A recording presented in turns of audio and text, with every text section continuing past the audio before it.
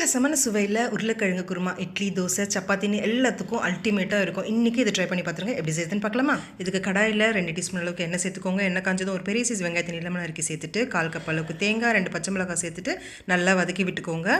இது கூடவே ஒரு 7-8 முந்திரி பருப்பு 1 டீஸ்பூன் அளவுக்கு பொட்டுக்கடலை சேர்த்துட்டு இதையும் நல்லா கலந்து விட்டுக்கலாம். கொஞ்சமாக கொத்தமல்லி கொஞ்சம் புதினாவும் சேர்த்துட்டு கொத்தமல்லியும் புதினாவும் நல்லா சுருண்டு வர வரைக்கும் வதக்கி விட்டுட்டு மிக்ஸி ஜாரில் சேர்த்துட்டு நல்லா பேஸ்ட் அரைச்சி தனியாக எடுத்து வச்சுக்கோங்க. இப்போ கடாயில் 2 டீஸ்பூன் எண்ணெய் சேர்த்துட்டு பட்டை லவங்கம் ஏலக்காய் கொஞ்சம் கல்பாசி சேர்த்துட்டு ஒரு வெங்காயத்தை பொடியை நறுக்கி சேர்த்துங்க. ஒரு பச்சை மிளகாவை கீரி சேர்த்துட்டு வெங்காயம் நல்லா கண்ணாடி பதம் வர வரைக்கும் வதக்கி விட்டுட்டு 3 பழுத்த தக்காளியை பொடியாக நறுக்கி சேர்த்து நல்லா தக்காளி குழஞ்சி வரணும், நல்லா வதக்கி விட்டுக்கோங்க.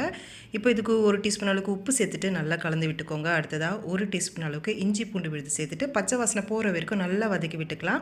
அடுத்ததாக 1/4 டீஸ்பூன் மஞ்சள் தூள் 1 டீஸ்பூன் மிளகாய் தூள் 1 டீஸ்பூன் மல்லித்தூள் 1/2 டீஸ்பூன் கரம் மசாலா சேர்த்துட்டு நல்லா கலந்து விட்டுக்கோங்க. மசாலாலாம் டிஸ்கிரிப்ஷனில் கொடுத்துருக்கேன், செக் பண்ணிக்கோங்க. அடுத்ததாக 3 உருளைக்கிழங்கு கட் பண்ணி சேர்த்துக்கலாம். 1 கேரட் இது போல் கட் பண்ணி சேர்த்துட்டு நல்லா கலந்து விட்டுக்கோங்க. அடுத்து 3 கப் அளவுக்கு தண்ணி சேர்த்துட்டு அரைச்ச மசாலா விழுதை சேர்த்துட்டு கலந்து விட்டு மூடி வச்சுடுங்க. ஒரு 10 நிமிஷத்துக்கு மிதமான தீயில் நல்லா வெந்து வரட்டும்.